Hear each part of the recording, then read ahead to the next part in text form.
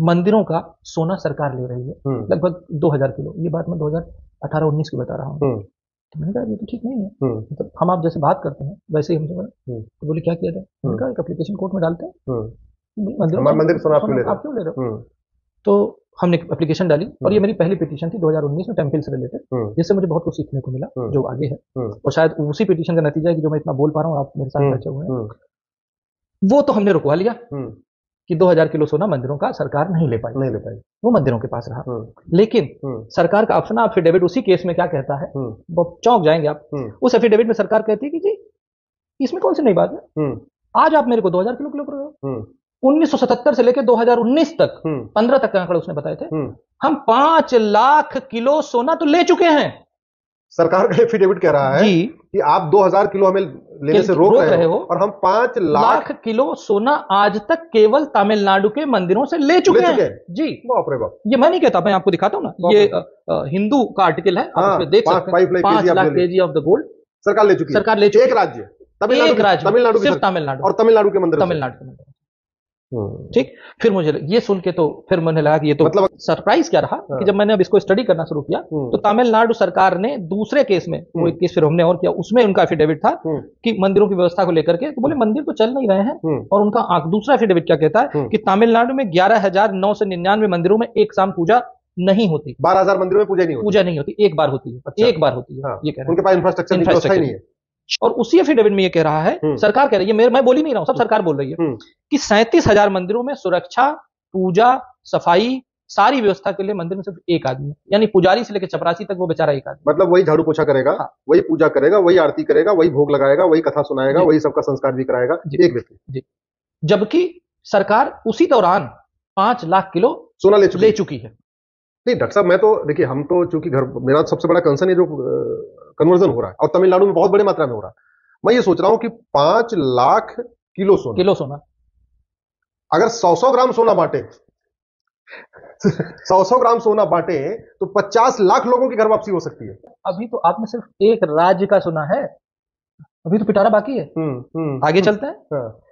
तो जैसा सबको पता है कि भारत में मंदिर को छोड़ करके बाकी सारे रिलीजियस सेंटर हैं वो फ्री हैं, स्वतंत्र हैं। हाँ। मंदिर आज भी गुलाम है, परतंत्र है। हिंदू धर्म का ये केंद्र माना जाए भारत को, वहां पर एक भी मंदिर आज ऐसा नहीं है जो सरकार के अनुदान से बना हो।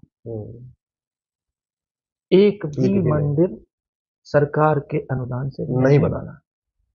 हमने ये आरटीआई डाली कि अच्छा ये 5 लाख किलो सोना आया तो गया कहां? क्वेरी है। अभी इतने मंदिर बंद हो गए, सोना आया सरकार ने, तो गया कहां?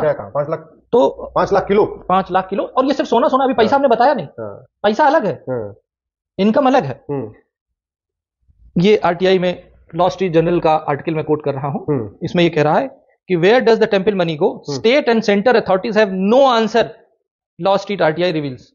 तो उनको पता ही नहीं है कि वो कह रहे हैं हमको नहीं पता जी कि हाँ 5 लाख किलो सोना आया था, हाँ इतना निकला, पर उसका यूटिलाइजेशन कहां हुआ इसके लिए उनके पास आंकड़ा नहीं है कि कहां यूटिलाइज हुआ। जून 2022 मद्रास हाईकोर्ट ऑर्डर, जब हम लोग इस केस में घुसे तो केस में यह हुआ कि जो आप उसमें मूर्तियां देखते हैं वो मूर्तियां गायब करके डुप्लीकेट मूर्तियां वहां रखी हुई हैं।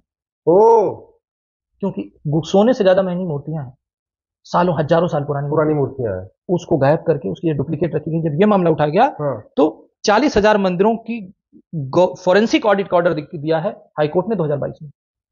फॉरेंसिक, क्योंकि हमें पता ही, हम तो पूजा कर रहे हैं ना, हम तो मूर्ति की असली की कर रहे हैं कि नकली वाली जो रख दी उसकी कर रहे हैं। ठीक, 60 सालों में आजाद भारत में किसी भी मंदिर जो सरकार कंट्रोल करती है उसका कोई ऑडिट नहीं हुआ। लेकिन क्या आपको पता है कि पूरे भारतवर्ष की जीडीपी में हम कितना कंट्रीब्यूट करते हैं?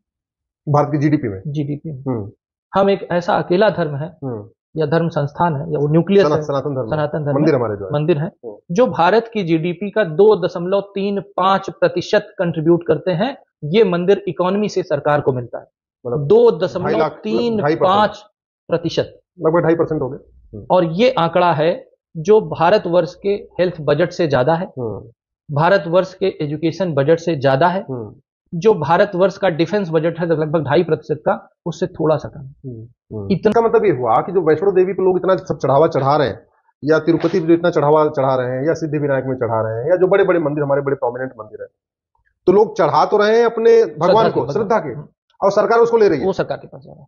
और वो हिंदू धर्म के हित में, हिंदू धर्म के प्रचार प्रसार के लिए खर्च भी नहीं हो रहा है, वो पैसा वहां जाते सेकुलर हो जा रहा है। हाँ, सेकुलर हो जाता है। तभी तो मैंने पूछा यूज कहाँ होता है, तो उनके पास जवाब नहीं था। अब आप लेटेस्ट देखिए राम मंदिर, उसका जो क्वांटम था वो 5,450 करोड़ था, जबकि राम टेम्पल ट्रस्ट ने मना कर दिया था पैसा मत दो। ठीक बात है, मना किया। और एक चीज बता दूं, ये 5,450 करोड़ रुपया जो है ये उस साल के भारत के डिफेंस बजट से ज्यादा था। तिरुपति बालाजी से हर साल 3,023 करोड़ रुपए सरकार के पास जाता है। वैष्णो देवी से 2,000 करोड़ रुपए हर साल जाता है। अंबाजी से 4,000 करोड़ रुपए जाता है। द्वारकाधीश से 1,200 करोड़ रुपए जाता है। सोमनाथ से लगभग 1,200 करोड़ रुपए जाता है। गोल्डन टेम्पल से 690 करोड़ रुपए जाता है।